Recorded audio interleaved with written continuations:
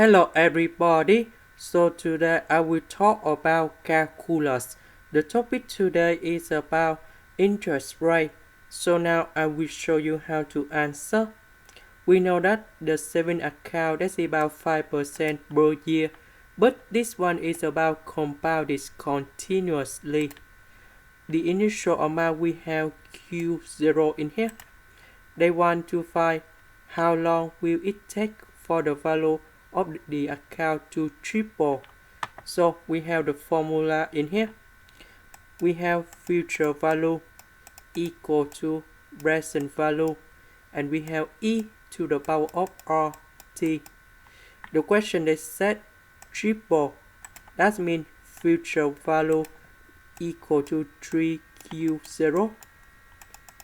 The present value, that's about initial amount in here. And we have t, we don't know. R, we have 5%, we put 5% in here. And we have t in here. Now we have q0, we simplify for the both sides. And we have number 3 equal to e with 5% t. Now we put about natural law for the both sides.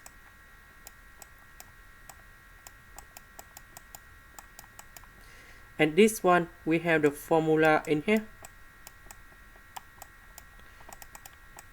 ln to the power of b equals to b ln. So this one we will have about 5% t lne. lne, that's about number 1. So we just have only 5% t. ln number 3 equal to 5% multiplied by t. Later that we divide both sides by 5%. And we got about t in here.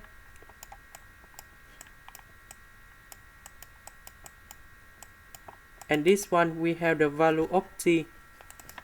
That's about 21.97 years. And this is the value we need to find in here. Question B. What's EQ0 if the value of the account after 10 years is $100,000? So we use the same formula in here. Now we need to find about present value. So the future value is about 100,000. The present value we don't know. We have R is about 5%. And the year is about 10. Now we just divide this value in here to find the present value.